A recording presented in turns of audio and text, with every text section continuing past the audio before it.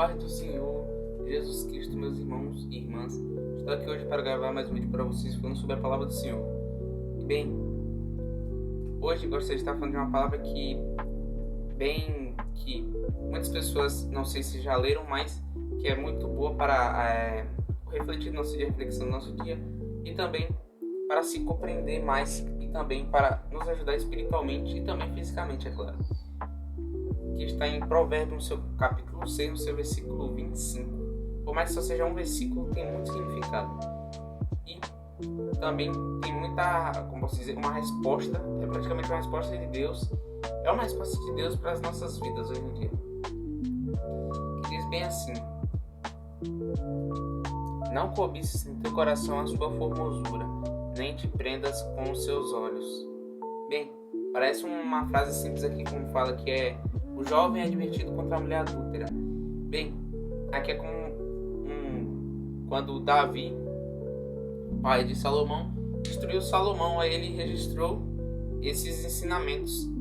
Aí ele registrou tudo isso porque Davi já tinha experiência com tudo isso, né? Porque os mais velhos sempre são mais sábios, porque eles já passaram por muita coisa na vida. Ou seja, Davi já sabia de todas coisas sobre adultério, prostituição, esses negócios, porque ele cometeu e se arrependeu. E ele estava instruindo Salomão sobre isso para ele não cometer.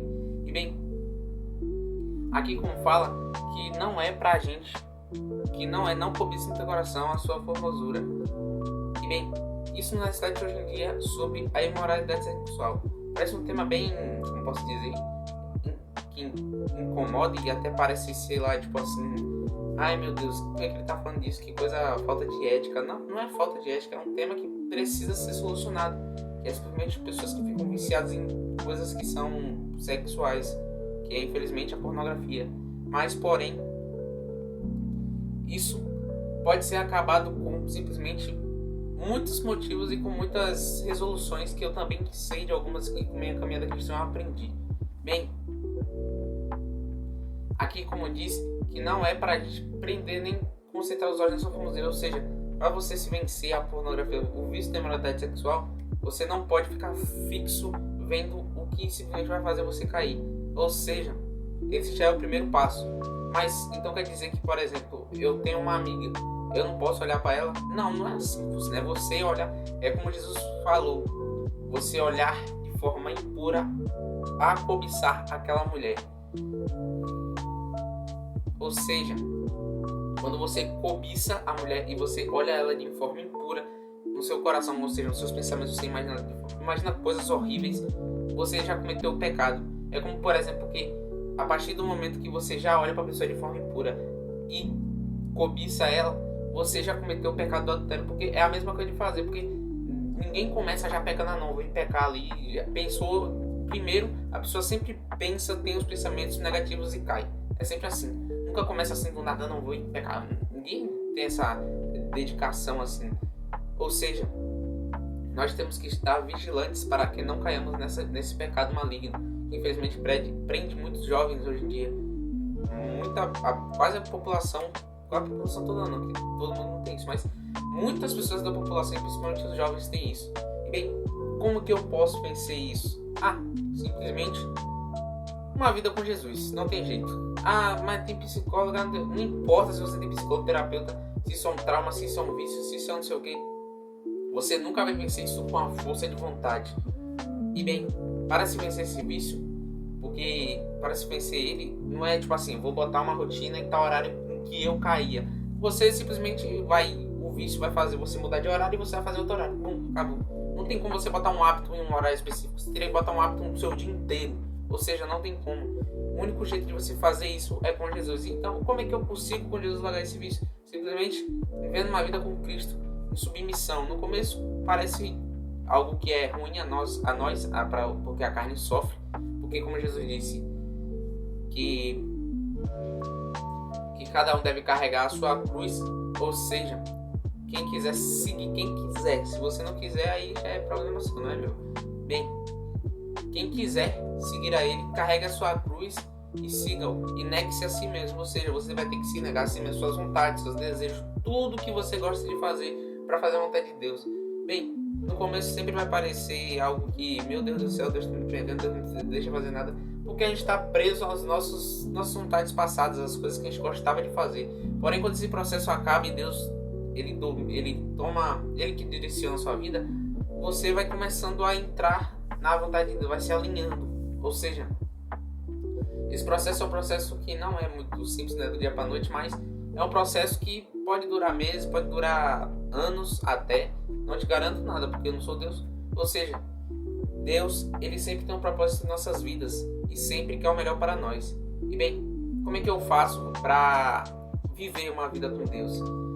Bem, a primeira coisa que você tem que fazer é orar, falar com Deus normalmente. Falar com Deus significa: Deus Todo-Poderoso, Tu és o meu Deus Todo-Poderoso. Não precisa de termos formais, não. Deus não quer termos formais, Ele nunca pediu termos formais. Você vê na Bíblia, todos os personagens, heróis da fé, sempre conversaram com Deus normalmente, como se estivesse falando aqui com você. Moisés, quando rogou a Deus, Deus falou assim: o que você está fazendo aí? Começa a marchar aí. Ou seja, era uma intimidade tão grande que era simplesmente uma intimidade de amigo e não de: ai meu Deus Todo-Poderoso, vem aqui hoje como um pecador miserável que eu sou. Não é assim também. Claro, a gente às vezes erra e peca. Aí tudo bem, você vai lá se humilhar para Deus, mas Deus te recebe de braços abertos. Ele não vai: vou te julgar agora. Não é assim também não. Que Deus é amor e também é justiça. Não se esqueçam disso. E também uma vida contínua com Deus significa o quê? Negar a si mesmo, ou seja, todos os dias você vai sempre focar em fazer a vontade de Deus, ou seja, lendo a Bíblia, orando, que é claro, que é conversando com Deus. Converse com Deus, não faça da oração um rito, porque um rito é simplesmente você chegar lá, cumprir, bater ponto, pum, acabou. É isso. Vou primeira oração de das 10 até as 11. Que oração é essa? Você é forçado a fazer isso. Bem, para continuar também, o jejum como uma arma poderosíssima para você simplesmente se aproximar de Deus. Não é que você precisa fazer todos os dias, mas é bom você fazer. O jejum é o quê? Você tira uma vontade sua que você gosta muito para você colocar algo que vai te aproximar de Deus. Ou seja, eu gosto muito de comer doce, tira o doce por 1 hora e começa a buscar a Deus, começa a ler a Bíblia, começa a orar, começa a jejuar normalmente. Ou seja, o jejum é isso, você tira, é como se fosse uma substituição. Tirei minha vontade, botei a vontade de Deus. Pronto. Aí agora você está, como pode dizer, enchendo o seu espírito e mortificando a sua carne. E para continuar, você também tem que propagar o Evangelho. Mas propagar o Evangelho não é algo que é bom propagar o Evangelho e falar com o irmão sobre o Evangelho, que isso é algo que, porque cada um tem um conhecimento de cada coisa, porque você não vai saber tudo, você não é Deus. Ou seja, cada um tem um conhecimento de uma coisa, um tem um significado de uma palavra que você não sabia, um tem um significado de uma palavra de outra palavra que você não sabia. Ou seja, é bom se encher da palavra para que esqueça do vício. E bem, focando no vício de novo, para que nós vençamos, porque nós já somos vencedores, esse vício de uma vez. Com toda a minha experiência, eu descobri não, Deus me revelou como se fossem 4 pilares para se vencer a tentação. Primeiro, antes dos pilares eu vou falar algumas coisas. Por exemplo, gatilhos, corta os gatilhos, aquilo que simplesmente faz você pegar, ou seja, aquele aplicativo, Instagram, Facebook, social, né? Todas as coisas, apaga tudo e tira tudo. Segundo, pare de tentar, vou focar agora nos pilares, pare de olhar para as mulheres de forma impura. Ou seja, não olhe para a mulher como um objeto, olhe para elas com imagem e semelhança de Deus. E agora começando com os pilares. Primeiro, se você por exemplo, se você faz esse pecado maligno, é porque você não respeita a Deus. Ou seja, toda vez que você vai lá, você não está nem, sabe? Estou dizendo que você faz isso conscientemente, mas às vezes, não sei se você faz conscientemente ou não, mas isso é como se fosse dizer a Deus que Ele não é nada e que eu posso fazer o que eu quiser.